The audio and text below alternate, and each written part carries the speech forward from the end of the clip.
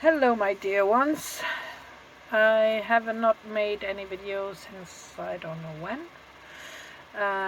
Those of you who have been following me from the beginning of my YouTube journey, spring 2016, know that the summer for me is a hectic touristic period. Add to that my toxic mother's adventures. Well, let me tell you, it has been an interesting summer indeed. Experience-wise and self-assessment-wise, or self-awareness-wise, let's say. There is a Greek poet called Constantine Cavafis, and he's written an interesting poem, which is a metaphor, actually, that can be extended to many life's processes. It's about enjoying the trip, whatever the trip is, and not longing for the journey's end. Laestygonian, Cyclops, and wild Poseidon, you won't encounter them unless you bring them along inside your soul, unless your soul sets them up in front of you. Keep ITHAKA always in your mind. Arriving there is what you are destined for. But do not hurry the journey at all. Better if it lasts for years. So you are old by the time you reach the island, because ITHAKA is an island, wealthy with all you have gained on your way, not expecting ITHAKA to make you rich. Nice, huh?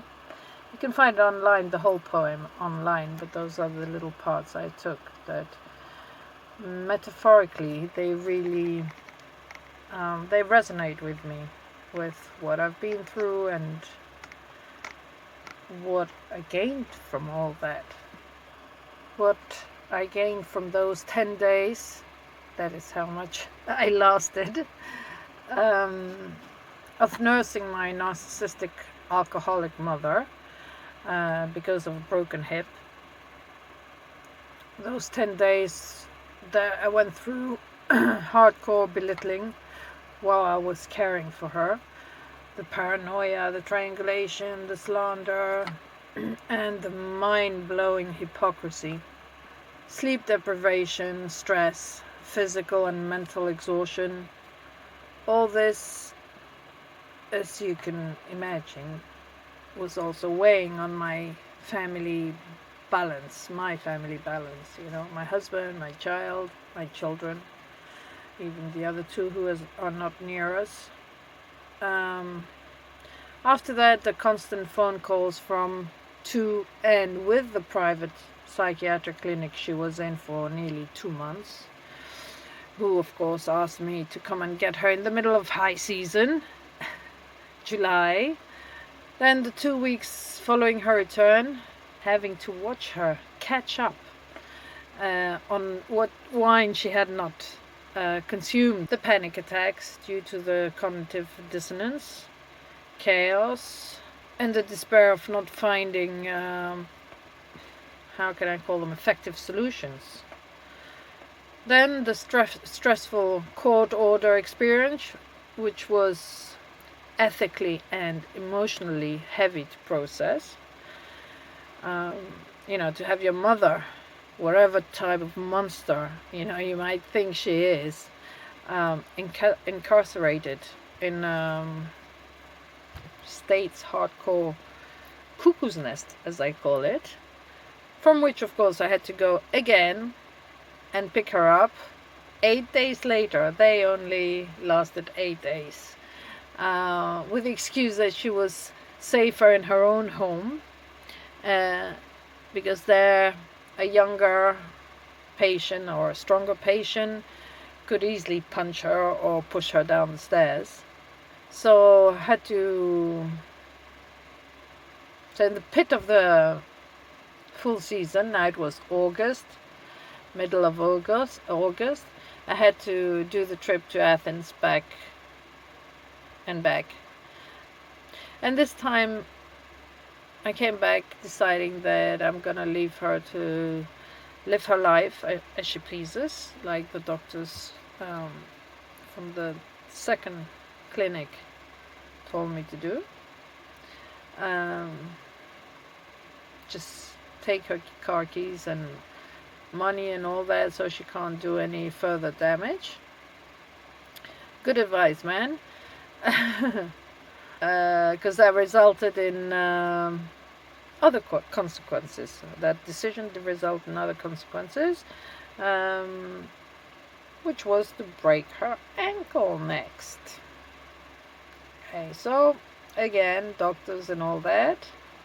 Her being dependent on us. And you know, nurses, they don't want to depend on anybody, you know, so that's the worst thing, you know, having somebody who has to depend on somebody else, but they don't like that. You know, you can imagine. I can do that on my own. I can do this on my own. I don't need you. Thank you for taking me to the doctors. There was not need to do that. You know, like, who else is going to do it, woman? Realizing that there is no possibility of counting or trusting her to take her medication correctly, nourish herself properly, or to have any sort of personal hygiene, and most importantly, not trusting her boundaries to alcohol consumptions. So I had to make this uncomfortable decision that to take care of her, which is an easy word if you say take care of somebody. But when you take care of a narcissist, you have to become like them.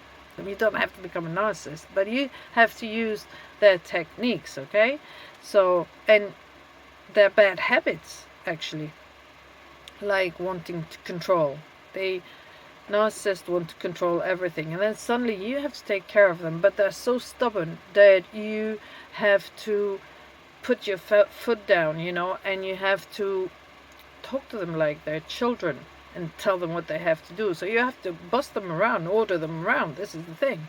You know, you have to order them to take the medication. You have to order them to eat, because they're not going to do it on their own, and they don't want you telling them. And the only way that when you've decided that you're going to do that job, because it's a job, really, do the work and take care of them, you have to become very strict, very orderly, you know, that you have to order around, and you have to do, and you end up really feeling like you're trying to be in control of their lives and of what they do. And this is reality. That's what you're doing, actually.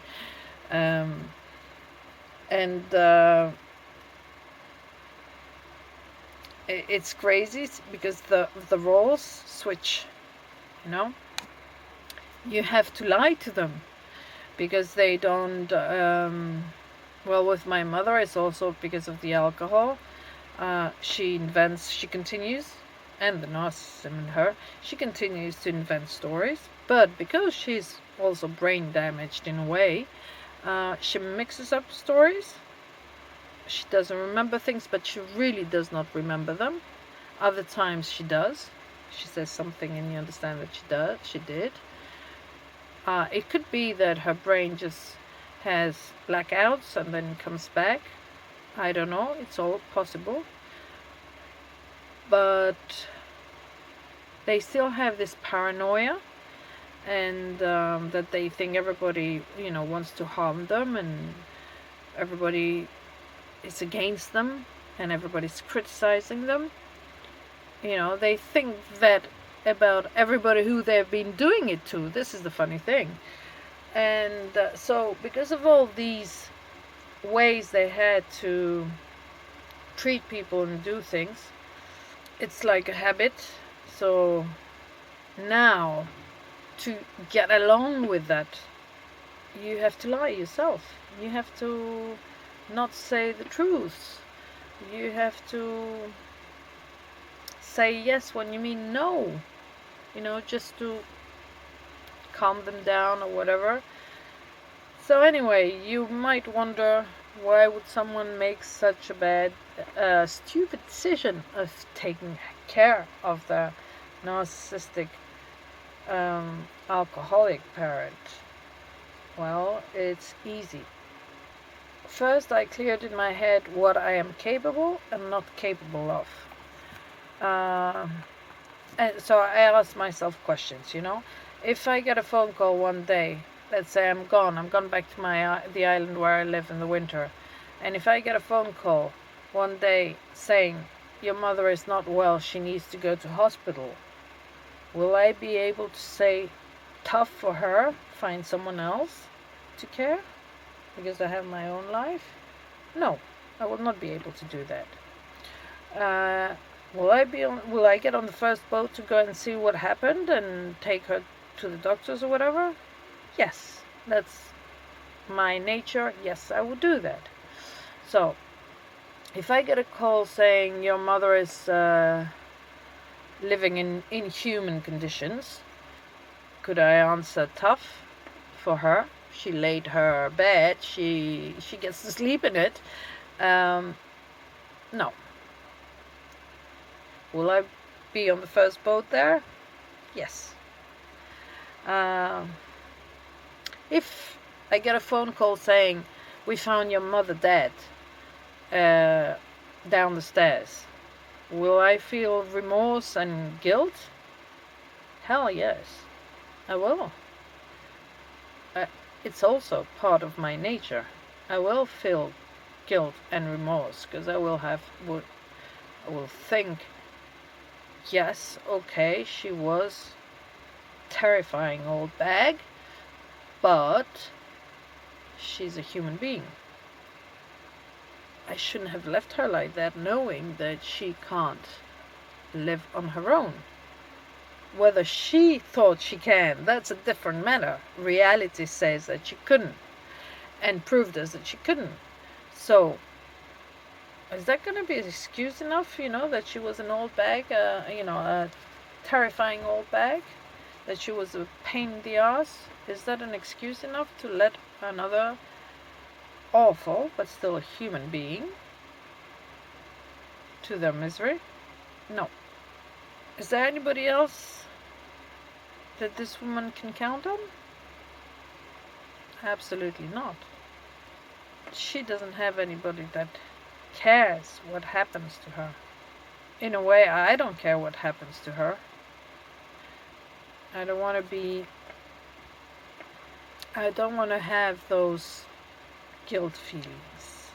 So I had to balance things, and I had to compare my availability to this woman to other people's non-availability. So comes the moment you have to take the decision. Do I want to be available for this person? And that's a wrong way to put it, because it's not about wanting to be available there. It's about having to do the right thing. And having to do the right thing sometimes is not our choice, It's just you have to do the right thing, or else you're gonna feel bad afterwards.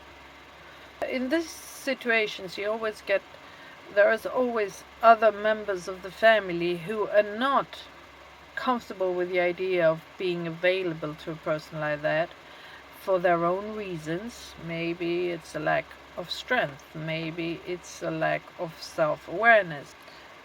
So for those of you who are in the same situation like I am, and people around you make you feel weak, dependent, codependent, needy, or whatever for doing what you're doing, it's your conscience that guides you, and it's the priority of your conscience, because we all have different priorities.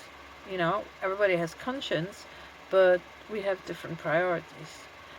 If you decide that this is what you feel like doing, and if that seems like a weakness to other people, or fear, or whatever, insecurity or whatever, don't. This is the best thing you can do. And if you decide that you're going to do that, there is a less difficult way to go through it. And the less difficult way to go through it is to know that it's always something positive that's going to come out of it. And so stay positive, and of course don't let people abuse you. And that's a big difference between what I'm trying to say today.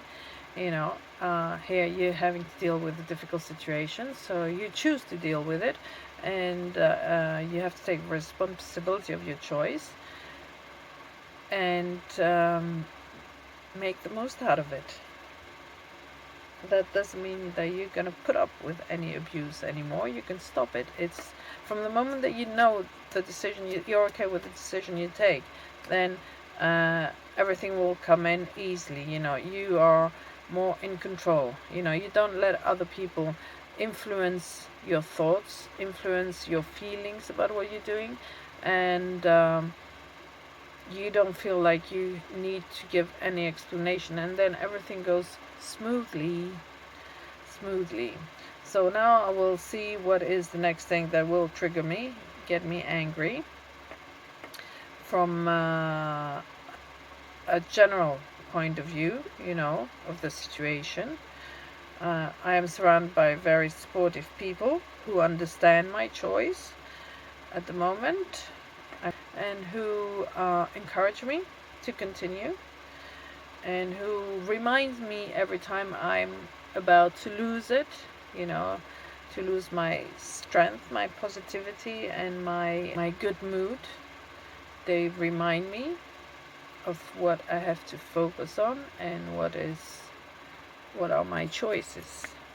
Okay, so the whole package of this video is just about encouraging the people, and giving strength to the people who have decided to not only not go no contact, but take care of that elderly pin in the butt they have, the narcissistic parent.